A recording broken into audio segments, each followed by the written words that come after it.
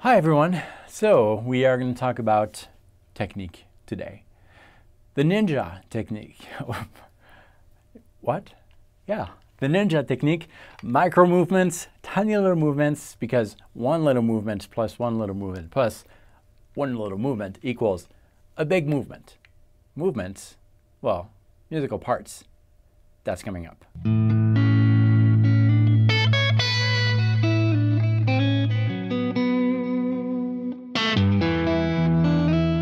Yes, I've had issues with my intros lately. Sorry about that. Hi, my name is David Wallerman. Welcome to this channel, which is all about helping guitar players like all of us find our inner voice, develop it with, technique, theory, all those things. Develop it to tell our own personal musical story, which is deep within, and that needs to be brought out because there's no one who could play the way you play, and your ideas are very unique and worth developing, and that's what we're doing today. And yes, we need technique to do that. Just like when we're learning how to write, we need the technique to hold the pencil. We need the technique to learn how to make the letters and all those things. So that's what we're doing today. But there's a smart way to do it, I think, and I kind of refer to that as the ninja technique.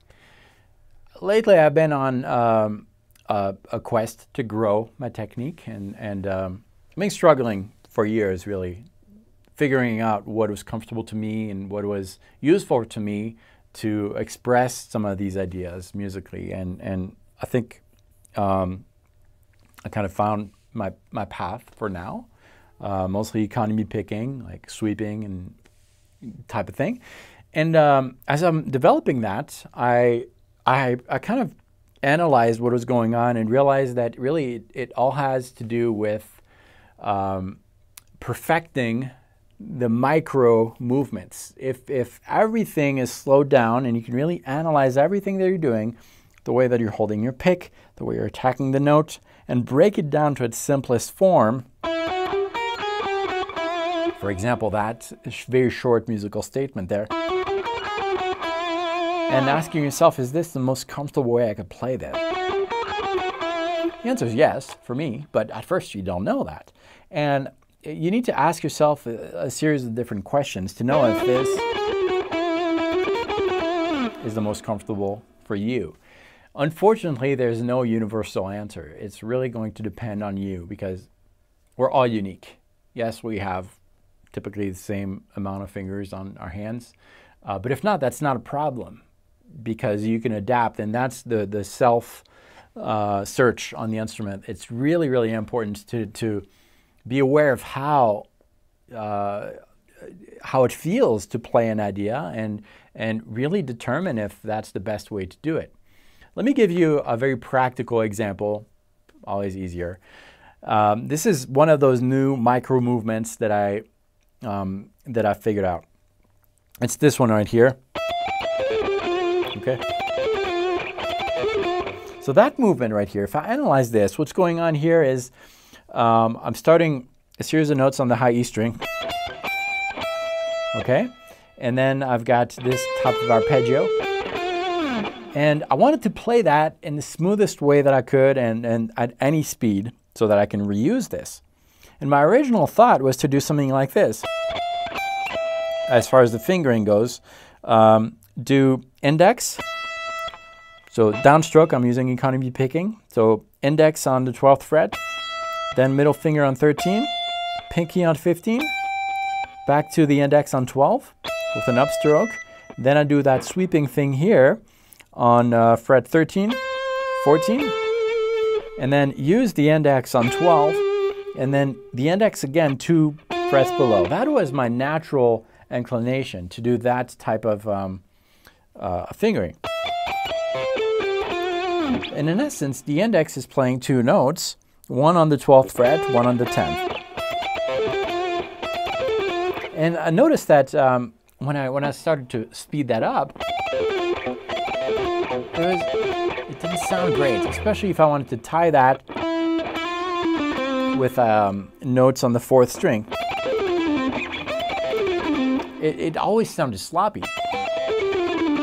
And so I had to ask myself, what's going on there? Why? Because I knew that I could play, you know, a series of notes on the 3rd string and the 4th. That sounds pretty smooth. More than this. So it had to do that index playing one note on one fret and another one on the next. That was the problem. This was the problem. That index. So how could I fix that? Well, I could fix that maybe by rearranging the fingering. And that was very awkward at first because it's very natural to do something with the index here. If I had to stop here, that's the natural way to do it. But what I had to do here is rearrange my fingers so that instead of having index, middle, pinky, index, middle, ring, index, I had index, middle, pinky, index, ring, pinky, so that I could play this 12th fret with the ring finger and then the index on 10. So that's awkward. Yes, it is. At first. And I could play, at first you can't really play that very fast. The fastest way is to use that index as a dual note, but it created that problem. So I had to work on this really slowly, and I still do. That's one of the new ideas. But anyways, that's just an example as analyzing what you're doing, those micro movements. But the advantage of doing that is that once you master that, like you study the fingering and you decide what is good for you to play there, it's going to come out naturally later on. And it's a series of micro movements like that, those little short musical ideas that, if worked properly, actively studying this and actively working on it, instead of just mindlessly playing that in front of the TV. If I did this in front of the TV, I would always, you know, play that with the index, and that creates issues. But because I analyzed this, I realized what was causing that sloppiness. I could fix it, and that has to be the active act of practicing. And it's a series of micro movements like that that will allow you to play longer musical lines very, very smoothly without having to think about it. So if I play something like this, for example, play something like this.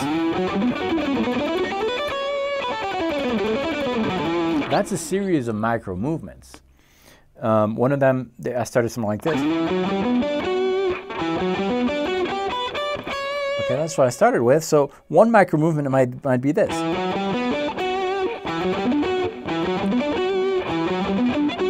You just take that, reverse it,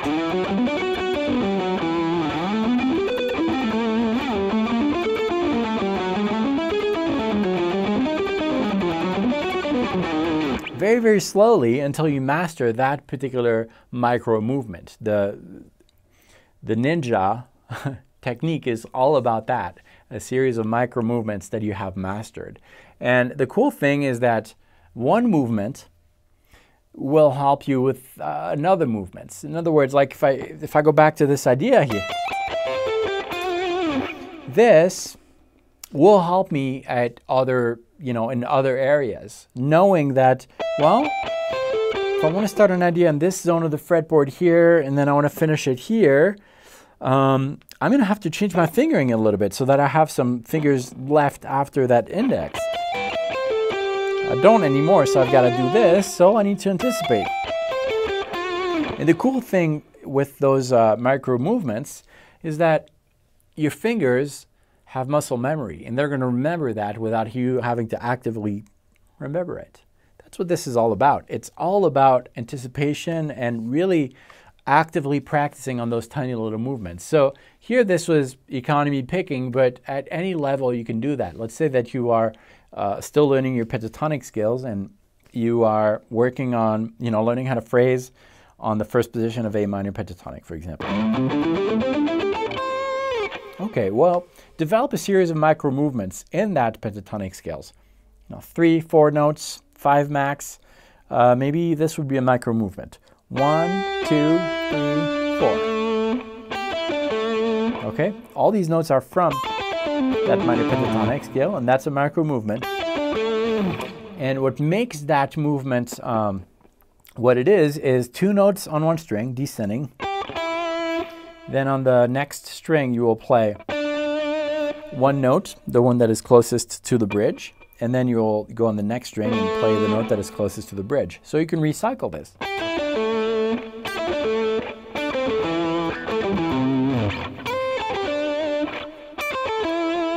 And that's how you master that.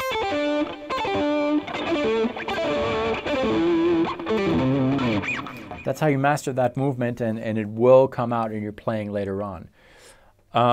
It might seem like a lot. Like, how many micro movements are there? A lot. But it's really not that daunting when you realize that how many words exist in the English language. I have no idea. I don't know. A lot. But do you need to have said a word before when you're reading a new word? No. You can just read. Even if you have never said that word before, you're just reading it and it just comes out, because of a series of other micro movements in the language that you have done.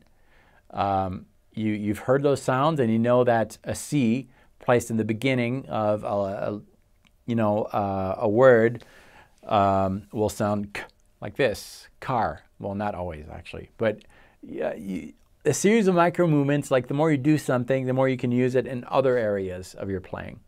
So that's the good news. You don't have to learn all the licks in the world, all the movements in the world.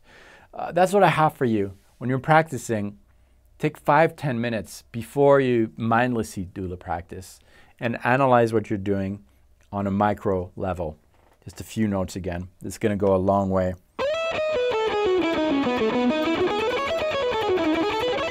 This is a series of micro movements right there.